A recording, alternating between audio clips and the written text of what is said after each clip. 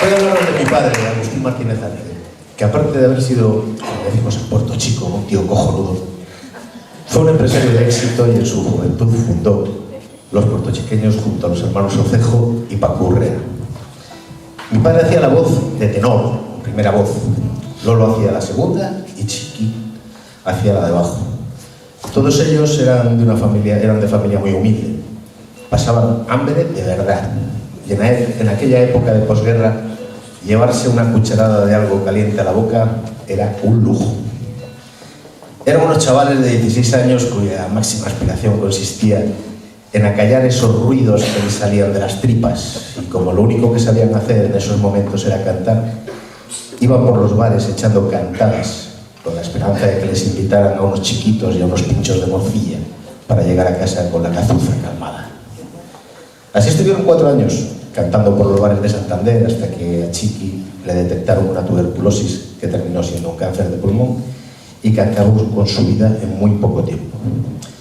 Lolo y Chiqui tenían un hermano, Paco, que también hacía la voz de bajo, y mi padre y Lolo le convencieron para unirse a ellos y continuar con el trío.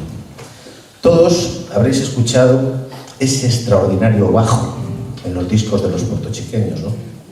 Bueno, pues mi padre siempre me dijo que Chiqui, el que murió, ya con 20 años, era mucho mejor bajo que Paco. Imaginaos cómo sería aquello. Poco después incorporaron una cuarta voz al grupo, la de contralto, con Miguelito Vaquero, porque para nosotros siempre ha sido Miguelito, el fenómeno, que además de compenetrarse muy bien con ellos, era compositor y tocaba la guitarra solista. Lolo le acompañaba con otra guitarra y aunque no siempre tenían dinero para tener las 6 cuerdas en las 2 guitarras, nadie se daba cuenta de la precariedad de esos instrumentos. Así nació un cuarteto vocal, los puertochiqueños, y comenzaron una andadura por romerías, verbenas, bailes y fiestas por toda Cantabria. Los chavalitos ya se habían convertido en pollos y cada uno tenía su empleo. Lolo y Paco, los hermanos Ocejo, trabajaban en corcho. Miguelito era camarero fino y elegante, y trabajo no le faltaba. Y mi padre estuvo en la escuela de aprendices y se hizo electricista. Poco a poco se fueron haciendo famosos y eran reclamados en todas las romerías y verbenas de la provincia. Mi padre estaba también de vocalista en el baile del Bosque, en Peñacastillo, que muchas habéis conocido. Luego estuvo también en el Casino del Sardinero y en La Cabaña. Había que sacarse el jornal como fuera. Eran tiempos difíciles y los niños comíamos igual que los de ahora. Alguien relacionado con la Casa Columbia de discos les escuchó cantar en una romería y les llegó una oferta para grabar un disco. El repertorio de los puertochiqueños de aquella época estaba compuesto casi en exclusiva por boleros y canciones famosas que escuchaban por la radio del trío Calaveras, Los Panchos, Antonio Machín, Jorge Negrete. Pero la Casa Columbia no quería eso. Para hacer boleros ya tenían a Los Panchos, y lo que ellos querían era hacer un disco de canción popular santanderina.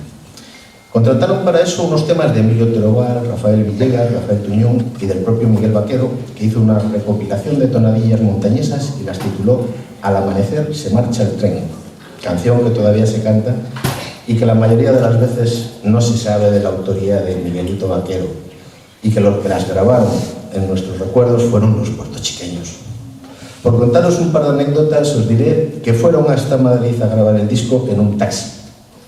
Los 4 más el taxista, más las 2 guitarras, los 5 en el taxi, más los maletucas que llevaban una muda y poco más.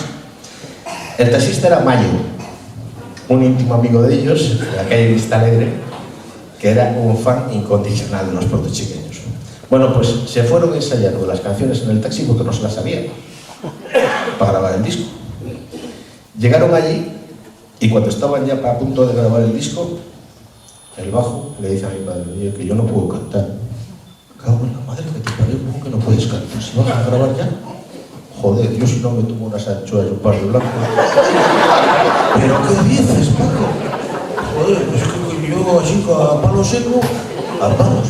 Y se lo dijeron al productor: oiga, mire, que aquí el cabrón que no puede cantar.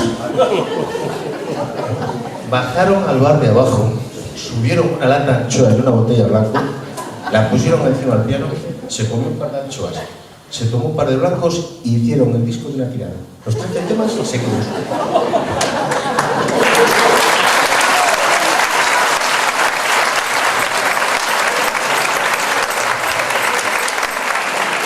aunque parezca extraño, ahí comenzó el principio del fin de los puertorriqueños. A la vuelta en el taxi, mi padre les intentó convencer de que si querían ser alguien en la música, el futuro pasaba por irse a Madrid y darse a conocer. Porque habían bajado a la cafetería después de grabar el disco y le habían dicho de la cafetería, fíjate, les habían dado 3.000 pesetas.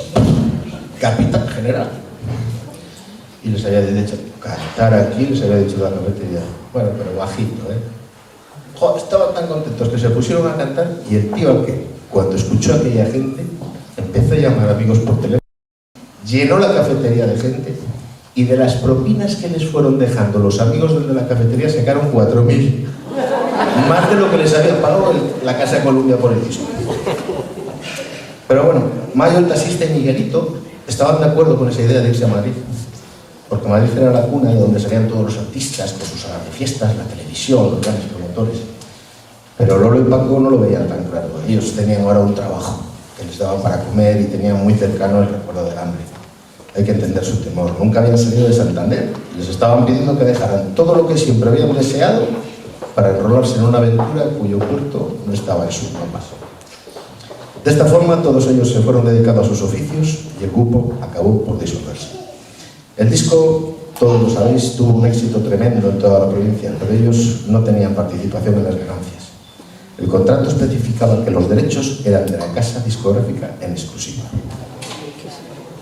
Hacer un monumento a los puertochiqueños será la mejor manera de recordarles, y sobre todo si lo hacemos en la plazoleta de Puerto Chico, que ahora tiene un nombre que nos recuerda a una guerra fratricida estúpida y que deberíamos de olvidar. Llamar a esa plazoleta de los puertochiqueños, yo creo que es borrar toda esa historia que tenemos detrás, que nunca debió de ocurrir. Y voy a terminar con una frase que seguro que no es mía, pero se me ha ocurrido a mí también. Y es que nadie muere mientras siga estando en nuestra memoria.